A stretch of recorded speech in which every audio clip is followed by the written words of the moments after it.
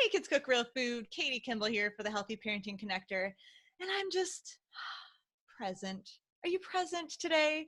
We're going to talk about being present in the moment and keeping our minds where they need to be. And honestly, for parents, why our emotional health is actually, and our kids' emotional health is actually more important than being the perfect disciplinarians and getting it all right. I am honored to host Suzanne Tucker today, a mom of four and a physical therapist, and the head honcho over at Generation Mindful. Thanks for being here, Suzanne. Thanks so much for having me. So this is going to be a really good interview. I love reading Suzanne's stuff. It always just makes me feel a little peaceful, puts a smile on my face. And she's got a great story. She's been a parent educator, you guys, for over 27 years, but it all started way back with this need she saw in these positive discipline classes. So parents and educators were like loving the science of positive discipline, but they were having trouble taking the science of connection like into everyday life in the moment when they're stressed, when the kids are acting out. It wasn't working. So Suzanne was like, okay, we need tools that are evidence-based and toys that can make connection just a habit in our homes and in our schools.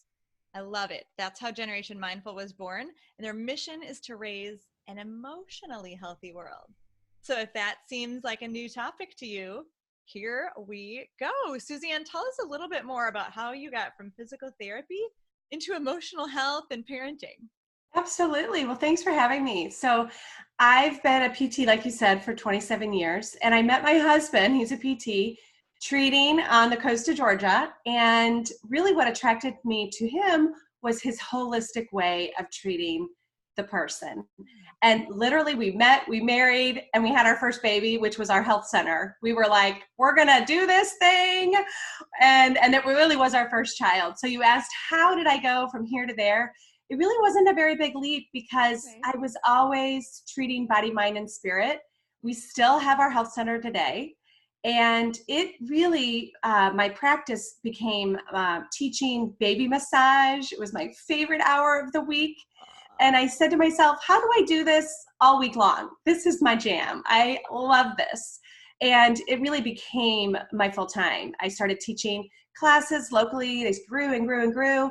And I started to get frustrated with the reach. Like, this is great. It's like full packed room on the weekend, and still I'm only touching 30 people. Like, how do we change the world? You know, that place where you just start going, okay, why does it, we got to let everyone on the planet know about this, that you're enough right now, today, just the way you are.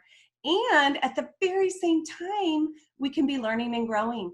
And that connection and positive discipline isn't about being perfect, far from it. And it's not permissive either. I think that's another misnomer.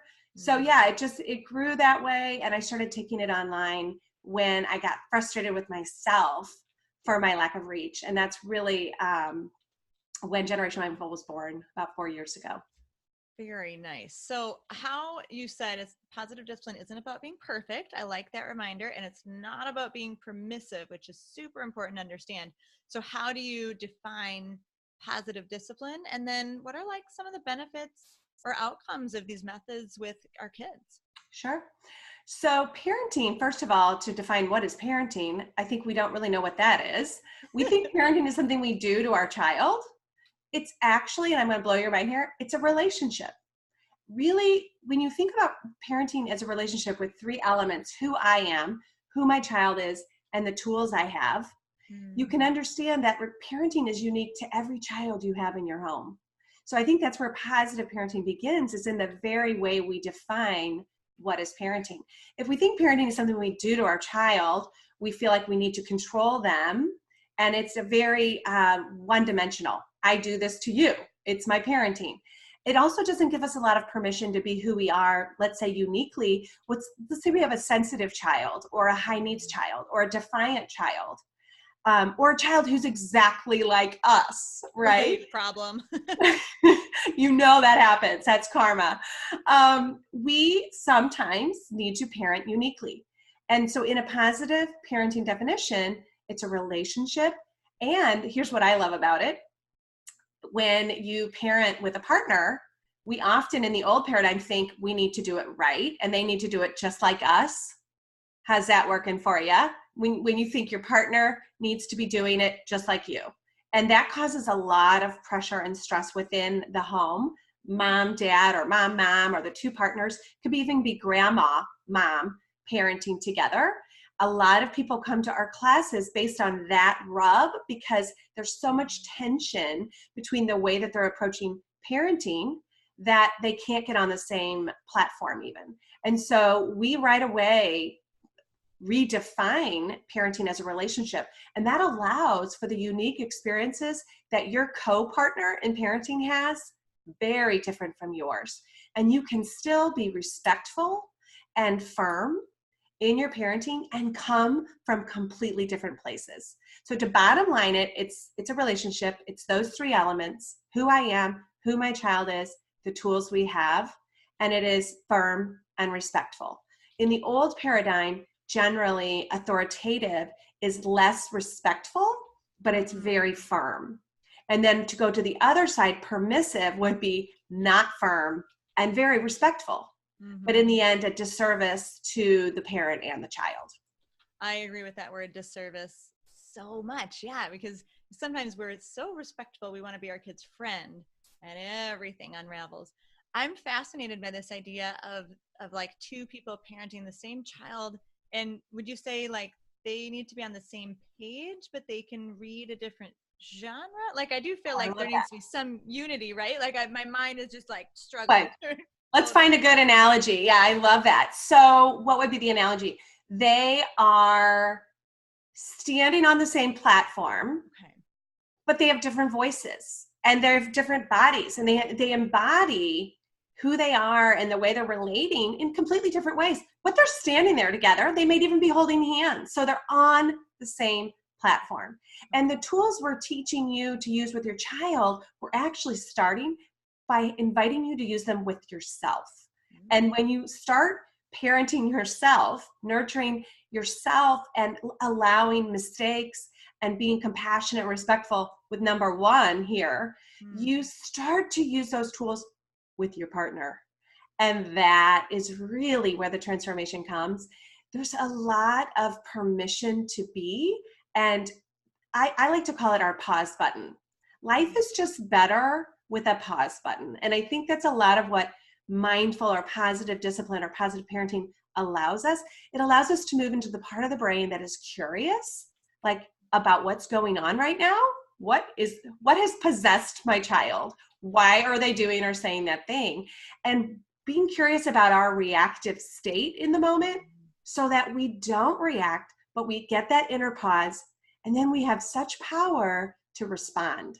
That to me, right? Yeah. So, I mean, it comes back to what's the definition of mindfulness? People think it's like sitting on a mountain with our legs crossed, meditating. Fine, one definition, but truly the way I look at it in terms of parenting is in the moment, present to the moment with joy and ease. So I can be present to the fact that I'm yelling, and my mindful state will say, oh, notice I'm yelling. And so the joy and the ease comes from not beating myself up because I just noticed that I'm upset and I'm yelling. Does that make sense? So that to me is mindfulness on the road, where the tire hits the road. That you're not always perfect and circumventing all your reactions, but you're constantly sort of processing what's going on without judgment. To the best of your ability, noticing what is, and then you can respond instead of react. Okay. I love that. Now, when you talked about positive parenting before Generation Mindful started, you saw something missing. So why is emotional intelligence so important? So it's great because emotional intelligence is really a definition for the things we see in the world and the things we do in the world. So when I go into a little preschool classroom and I'm teaching about emotional intelligence, I like to really bottom line things. And so that's how I came to that definition. I used to go like, it's what I see, and we would do see and then do.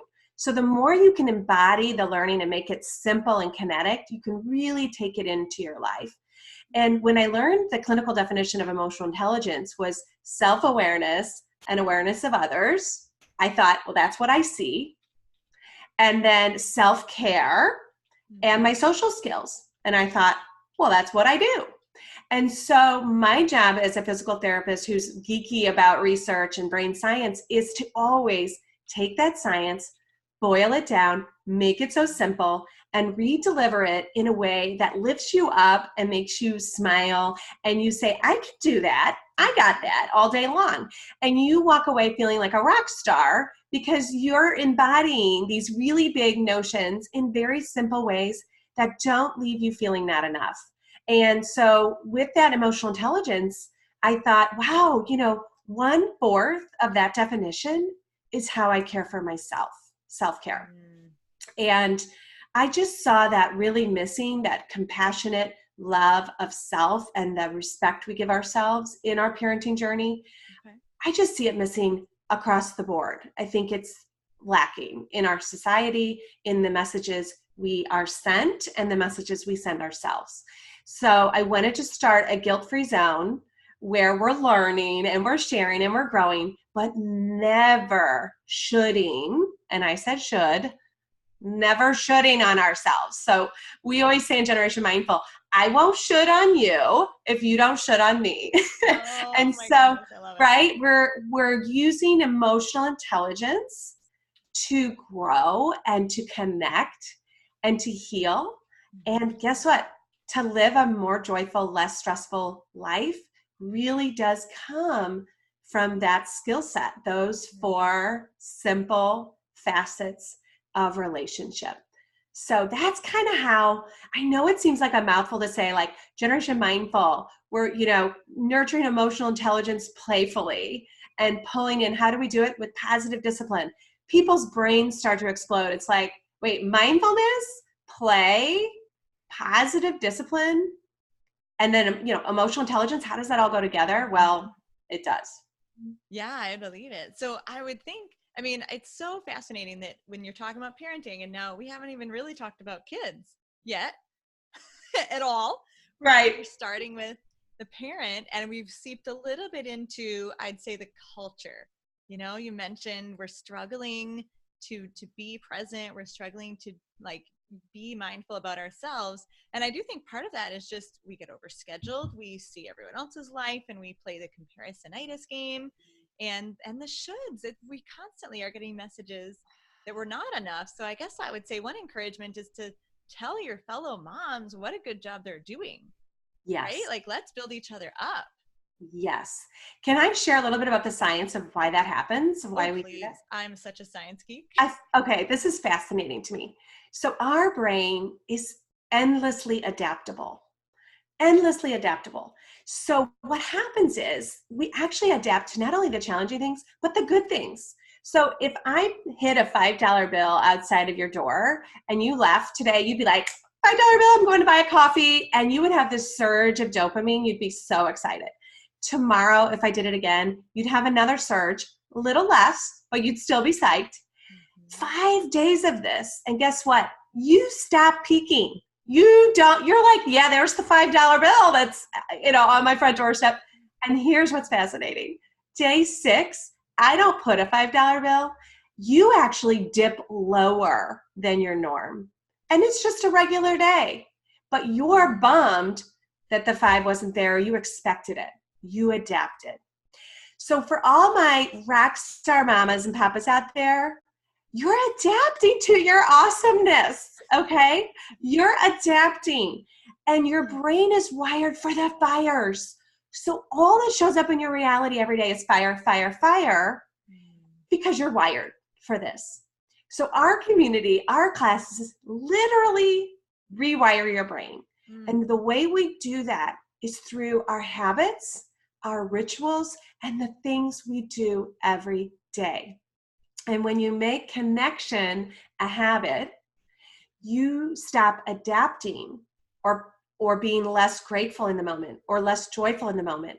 It stays present for you like it's this whole new, like you just opened your Christmas presents every day. Like I sat down, I'm tucking my child in, I'm pulling out my Snuggle Buddy. This is one of our tools.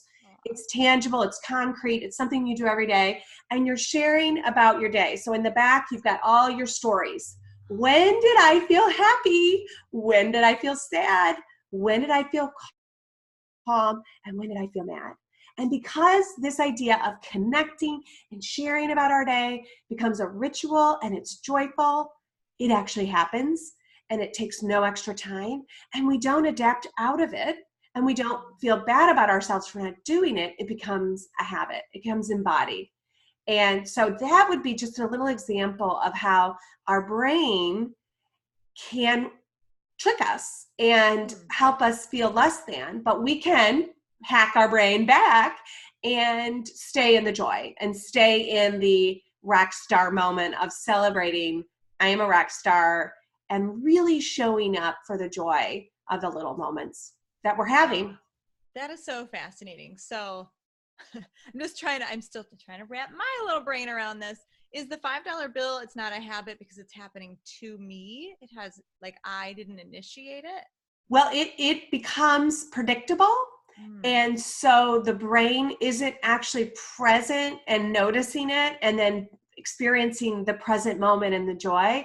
It's like, yeah, it's already, I'm on to something else. Right. It's not actually present to the moment with the joy of like, there's a $5 bill because it's already been predicted. And so then when it's expected, there's actually a sadness that happens when that $5 bill is because we're so adaptable. So when we bring the joy and the connection in predictable ways that help us show up mindfully and really be present with joy and ease to the everyday moments. Okay, tucking in a child. You're doing that every day, day in, day out. It can be easy for that to become rote and routine. Sure. And you are not present. You're like everywhere else but in this moment. And that's what is the joy sucker, I think, is the brain is going, you're thinking about the rest of your day, what happened today or what you should be doing. And you're not actually sitting on the bed with your child, sharing and connecting and just closing out the day. Gotcha. And so the brain science around mindfulness says that it can actually extend our lives when we show up present in the moment, that the telomeres on our neurosynapses stay long, and that is actually what's responsible for our longevity. And so when you are mindful first thing in the morning and at the very end of the day, research shows that is like the most bang for your buck. So that's where the telomeres responded the most aggressively in the most positive way. So I heard that and I'm like, okay, my rituals are going to be what is the first thought I think first thing in the morning, and what is my last kind of end of day with my child. So we built playful rituals around the start of the day, simple, easy way to connect, that are mantra cards. Okay. Yeah. Pull a card, you're connecting, you're sharing, and you're present and joyful. And end of the day, we have lots of different ways, but this snuggle buddy is one of them. Wow, this is fascinating to me. So it's not that you're like, I feel like the $5 bill is sort of a habit, but you're saying you're building joy and being present into the habit, so you don't have to think about it. Your brain doesn't have to be looking for that like dopamine hit and something new and the law of diminishing returns and all that. Yeah. So back to the $5 bill example. We could do something to help you be present to the moment with joy and ease every time that $5 bill showed up. You could keep getting $5 bills for the rest of your life and actually have joy. But you would need to train your brain in a different way, because what is habitual is for your brain to adapt and to expect it. And therein lies the joy sucker. And it is no longer a mindful experience for you. You're not present to that moment with joy and ease. You're not even there. You're judging the moment like, well, of course I got this $5 bill. And then when it doesn't come, you're like, well, why didn't I get that $5 bill? You're not joyful like, look, it's sunny today. It's beautiful out, or it's rainy and that feels good on my face. You're not there. You're judging, or you're somewhere else. Does that make sense? It does. It does. Well, and because I see it in my kids when, something that's sort of in our routine that's a little special, like this is silly, but Fridays are cereal day for us. So my kids are like, yay, cereal day. Dude, if we are out of cereal or if we change that routine, exactly what you said. They are more distraught than a normal day. And it's just a normal day. Yes. They're missing the thing that they feel entitled to get. Yes, because it's predictable to the brain, it becomes a ritual. So that's actually one of the tools we use to help ease transition, is to make things as predictable and ritual as possible. For a brain that's struggling and feeling triggered, predictability can be joyful and full of ease. But throw a curveball at that predictable moment and you've created a firestorm of emotion. So the other tools that we've created help you in those moments. And what I say, like the medicine for those moments, they're not best delivered actually in that moment. It's best to cultivate outside of that moment. So when that moment happens, you don't get thrown off the highway. You don't like swerve and run off the highway. The way to manage that moment is very simply the mindfulness strategies that we teach in our Time In toolkit, is by getting in the habit of naming and expressing emotion. So it's not happening. I am sad. I'm disappointed. I'm really hungry and I really wanted that cereal. Science tells us the act of naming it tames it. So just simply putting words to it, and then the fact that I'm able to share my disappointment with you does something called integrate. So name it to tame it and share it. All of a sudden, I just went right through that experience and I am stronger on the other side. And that's where this big word that's all the buzz right now, resilience, that's where we cultivate resilience. So please, mamas who forget to buy the cereal, do not judge yourself for that challenging moment that your child's having. And don't shut down their emotion because you're feeling like a bad mom. That's what happens. We feel guilty. So we say, well, aren't you a piece of work? You know, there are people starving around the world and you're mad because you're not getting your cereal. Because we feel guilty that they're feeling sad. So we try to shut down, dismiss and deny the feeling. And what happens? It blows up in our face and there's a lot of disconnect in that moment. What could happen when we have the tools and skills, because guess what, guys? Nobody is just born knowing these things. Right? They're modeled for us or they're not. And most of us hang out in the latter camp. Okay? So we come to these things. We are not wired for them. We are not born with them. And that's why I'm so geeked out about it being a skill set, something we can learn and share and like take, like you talk about little baby steps, take little tiny baby steps into this so that all along the way we can celebrate ourselves.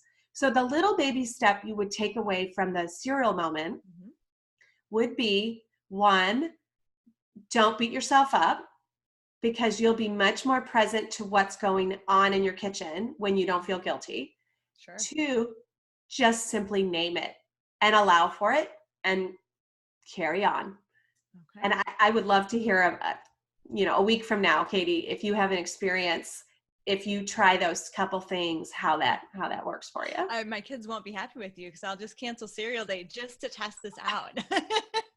You have to post about it. I feel sad that mommy changed. Oh, it looks like you're feeling really sad and disappointed and maybe a touch angry there. Can I give you a hug? So you name it to tame it. And then what was the second one you said about? Feel it to heal it. I'll bottom line it for you in another repeatable way. So perfect. Name it to tame it, feel it to heal it. It just means allow for the feelings. We want to dismiss those feelings, don't we, guys? I mean, is there anything like whining to set you off on another course of your day? But one thing I like to do with whining is I touch my throat. And that lets my kids know that I'm aware of their tone and that I'm noticing that they're whining and they're what that tells me is they're feeling emotional. They're starting to spiral down and they're probably not self-aware in that moment, because when we get triggered, I don't know about you, but those are not my most self-aware moments when I'm triggered, right? So when we can help them be aware without, I try not to engage my mouth because who knows what's going to come out of my mouth. But if I notice they're whining and I go like this, then they notice they're whining. And I didn't just go, oh my, the whining, stop the whining. Mm-hmm. So the other thing I do with little tinies, like 2, 3s, sure, is I say, where's your powerful voice? It was here just a minute ago. Aww. And guess what? 3-year-olds, they want to be powerful. They love being powerful. And they love that. They have a powerful voice. So they find it and they use it. So we have tons of strategies like that. And I'm telling you what, guys, it's like one dad told me, one of them, he's like, that alone was worth the price of admission right there. He's like, that was a game changer. So it's about having those tools. It does. They are tools, and it takes effort. Like, I know for sure there are times where I could have said something really impressive like what you just said, but instead I said, I hear a whiny voice, or, like, stop, like you said, our whining. It's probably what you said. Probably. Stop whining. Yeah. Our reactions, our natural reactions are more just like crushing what's happening in front of us. And I want to say to everyone out there, permission to say that. Permission. I say it. I have twin 9-year-olds the other day to my little guy. I was like, oh my gosh, stop whining. And I looked at him and I said, I am sorry. I just feel really and I started to get into how I was feeling. I was like, I'm starting to feel really triggered and like upset. And I just wanted to stop. And that's why I said that. But you can have your feelings, and I know you're feeling sad, and then you can always rewrite it. So permission to be not perfect. Yes, 100%. And you know what? You might need a week until you catch it and rewrite it. It's not always in the moment. So that's how it works. And we're not expected to catch everyone. We're just not. And it takes a lot of humility to be a parent. I think it's important for our kids to hear us apologize over and over and, I say like, Mom's still working on some things, just like kids. I'm still growing too. And yes. I do think that's good for them. I screw up a lot just so I can say that. It's true. Me too. Yeah. Purpose. Mistakes help me learn and grow is one of our family mantras. And it's in our deck of mantra cards called Peacemakers.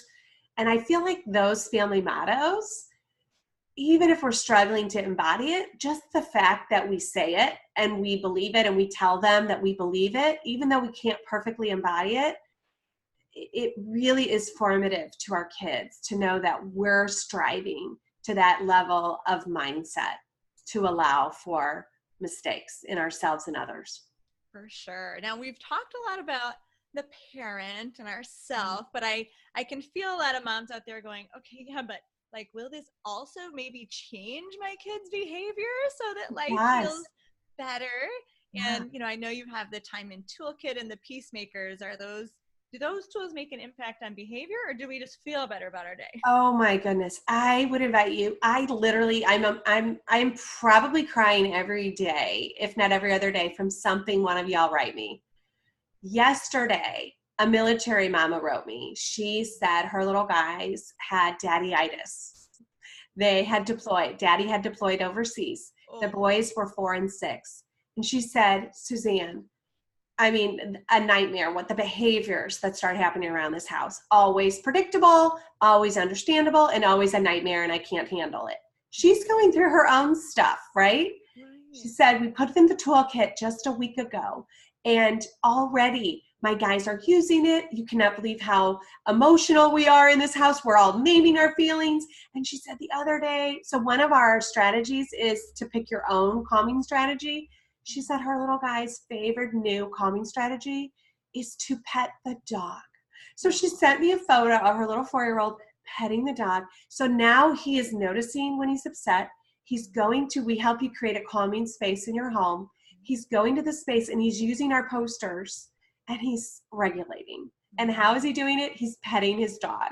And so it is night and day in that house, forever transformed in the most simple of ways. And I am telling you what, guys, all I said, I didn't do any training with her, never had a phone call. She did not take my class. She opened the box. Wow. She read the little manual.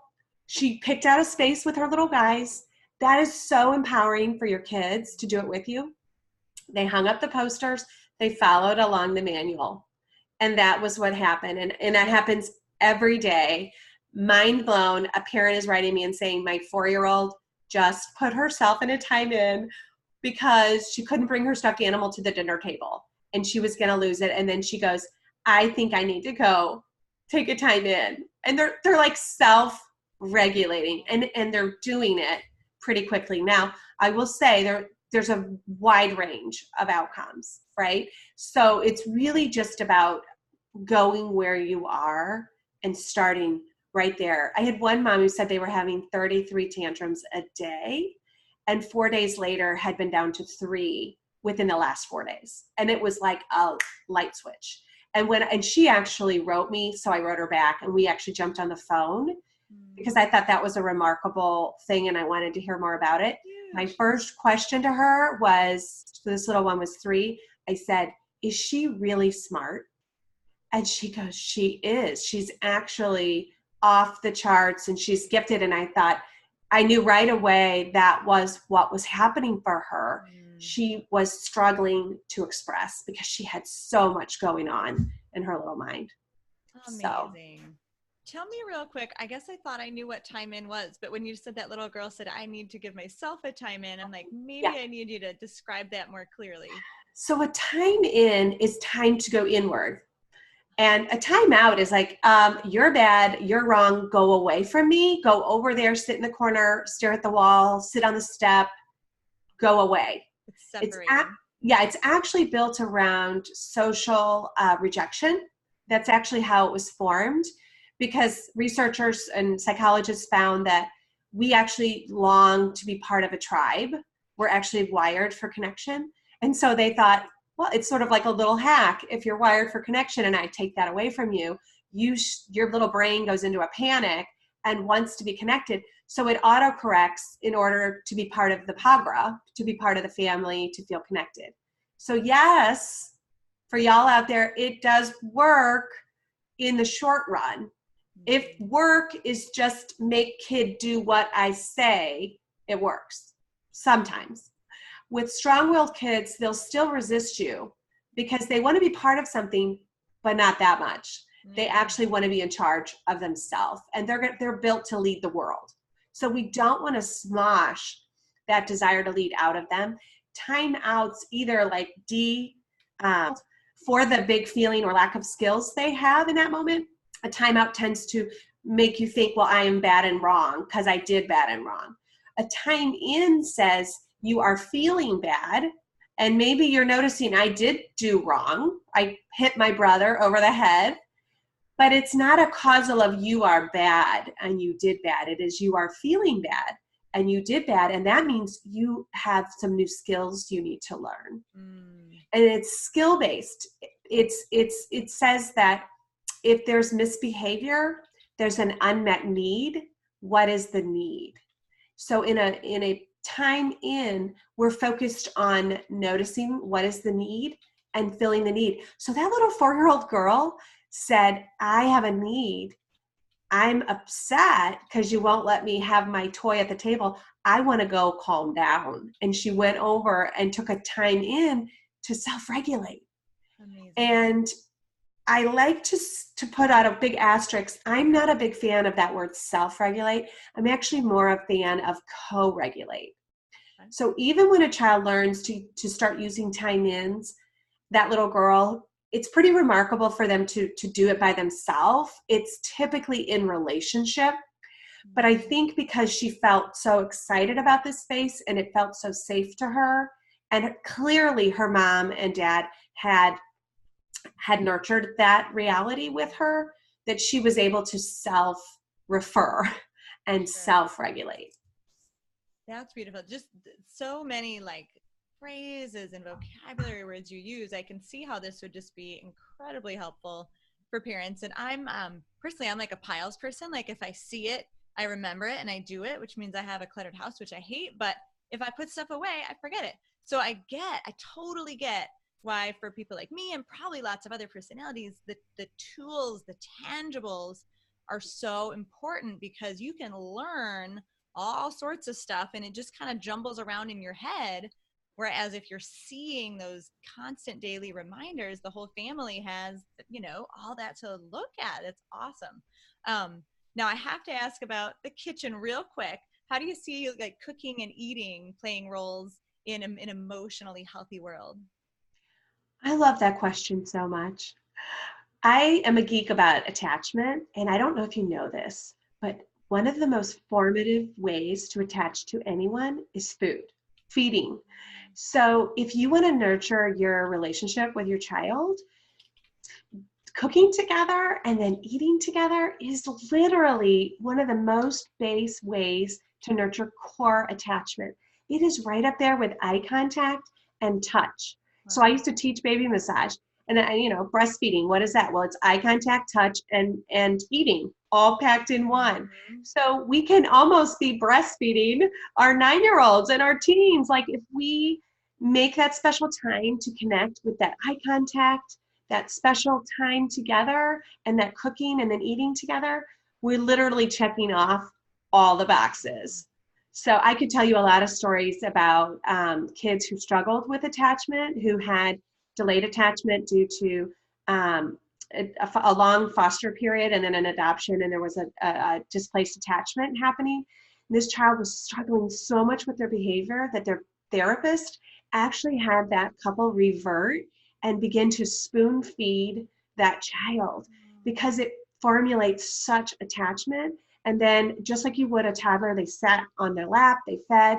It might sound silly, but neurologically, that child was reprogrammed to feel safe and to feel connected and to be able to allow people in. So wherever we are on the attachment continuum with our child, if we carve out that special time to cook and eat together, oh my goodness, so much attachment is happening. That's great. That's great. So it's like filling the tank of the family connection. That's awesome. Now, Suzanne, we are running out of time, but I love to leave parents with like one practical step. We talked about all the information kind of bumping around in our heads. So if you could tell parents like one step to take today that they could accomplish before they go to bed, what would that be? Celebrate you every day. I want you to wake up and say, good morning, Suzanne. I love you. Good morning, Katie. You're a rock star. I want you to write your own ritual of how you greet yourself in the morning. And I'm not kidding. I want you to do it right now. How do you greet yourself every morning? How do you tuck yourself in at night? If you're not already making a practice, greet yourself with one set phrase and put yourself to bed with a gratitude. Celebrate one thing where you're a rock star. That's what I would say. So greet yourself in the day and celebrate yourself at night. And the brain science says you will live longer, and you definitely will be a more mindful, joyful, right, present person. That's great. Well, anytime I can live longer and have a more calm home and raise children who are more emotionally healthy, resilient, attached, like you've used all the good words. All right, Rockstar Mamas. This has been fabulous. Thank you again, Suzanne. Thank my you. favorite Rockstar Mama of the morning. And ladies and gents, I expect to hear about you putting yourself to bed at night. I expect to hear about you getting up in the morning. And I want to hear about those moments where you're humble with your kids. I want to hear about the moments where you teach your kids how to be in the moment and how to feel to heal and name it to tame it. So many good phrases. We're just going to use this video everywhere. And Suzanne, we will make sure that people can connect with you and Generation Mindful as well. So this has been just fascinating. Thanks so much. Thank you. All right. See you guys next time for another episode of the Healthy Parenting Connector, where we connect parents who so desperately want to raise healthy kids with the experts who have the information they need. I'm Katie Kimball, and I'll see you next week.